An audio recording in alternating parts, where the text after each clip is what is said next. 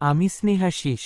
আমার বাড়িতে বিয়ের জন্যে মা খুবই ব্যস্ত হয়ে পড়েছেন। যেখানেই কোনো ভালো মেয়ের সন্ধান পেত আমার মা আমাকে সঙ্গে করে নিয়ে যেতেন আর মেয়ের বাড়িতে, কিন্তু এমন করে মেয়ে দেখতে যাওয়া, এই ব্যাপারে আমার প্রচণ্ড আপত্তি ছিল।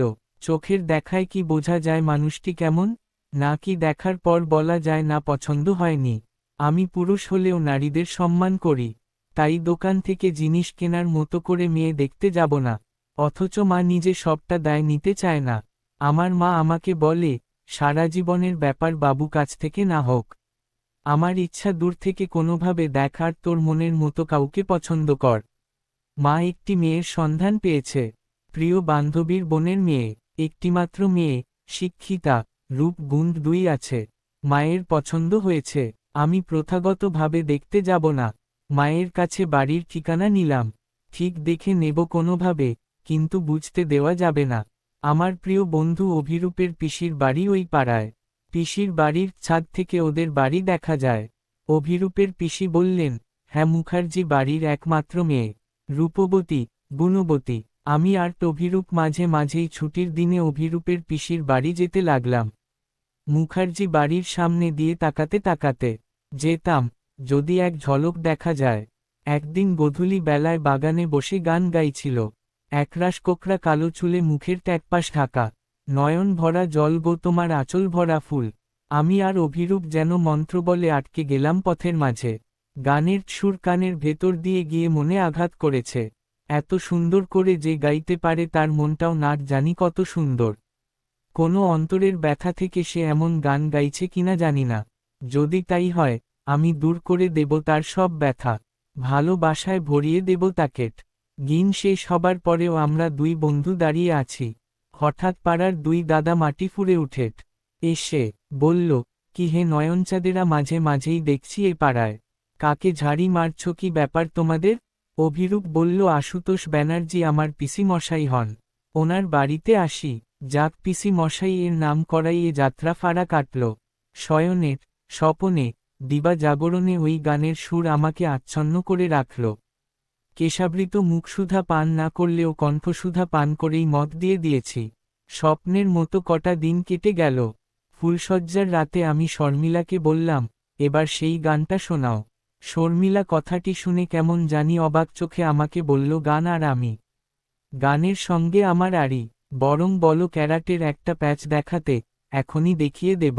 সুন্দরী শর্মিলা ভ্রুভঙ্গি করে বলল কথাগুলো। তারপর আমি বললাম, শোনো, আমি তোমার গান শুনেই তোমার প্রেমে হাবুডুবু খাচ্ছিলাম। এখন তো শোনাতেই হবে। শর্মিলা আমার কথাগুলো শোনার পর বলল, লে হালুয়া, আমি গান জানি না, কেমন জানি ন্যাকা ন্যাকা লাগে।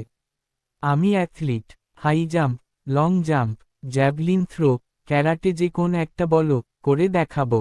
গান গাইতে বলো না প্লিজ। একটাই গান জানি, জাতীয় সঙ্গীত, সেটা গাইব। আমি বললাম, বেশ, তবে উঠে দাঁড়াও। অবিরূপ ছাড়া আর কার কাছে দুঃখ প্রকাশ করব? অবিরূপ তোর সেদিনের সাক্ষী। কিছু করার নেই। ফুলশয্যা হয়ে গেল।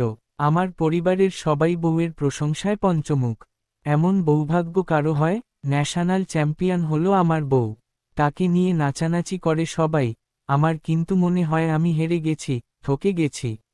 আমি কিন্তু সেই গানটা ভুলেই গেছি, ইচ্ছা করেই। কখনো কখনো রেডিওতে হলে বন্ধ করে দিই। আমার বুকে ব্যথা করে। অনেক দিন হয়ে গেছে। অভিরূপ চাকরি পেয়েছে আসানসোলে, ওর বিয়ে ঠিক হয়েছে। কিন্তু ওই সময়ই আমার কাজপড়ায় যাওয়া হয় না। শর্মিলার জ্যাঠতুতো দিদিরও বিয়ে ছিল ওই দিন, ওরও যাওয়া হলো না। একদিন অভিরূপকে সারপ্রাইজ দেব বলে ওর বাড়ি গেলাম এক সন্ধেবেলা। দরজার বাইরে থেকে শুনতে পেলাম সেই ভুলে যাওয়া গানের কথা, যেটা আমার মনের এক কোণে জায়গা নিয়ে আজও রয়ে গেছে। ফুল যদি নিই তোমার হাতে, জল রবে গো নয়ন পাতে, অশ্রু নীলে ফুটবে না আর প্রেমেরই মুকুল। ঠিক তখনই অভিরূপ ফিরছিল, আমাকে দেখে ফেলল। ওর কাছে সব শুনলাম।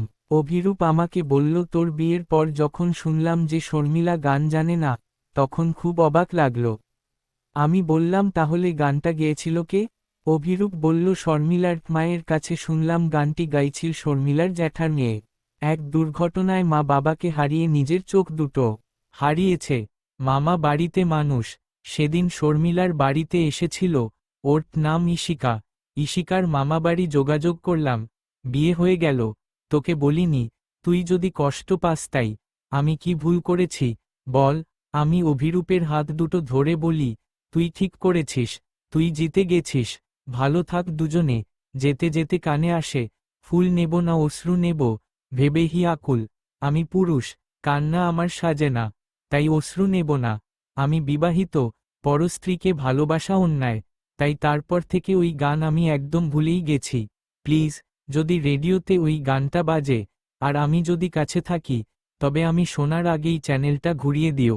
এইটুকু সহযোগিতা তো বন্ধুদের কাছে আশা করা যায়, তাই না? সমাপ্ত।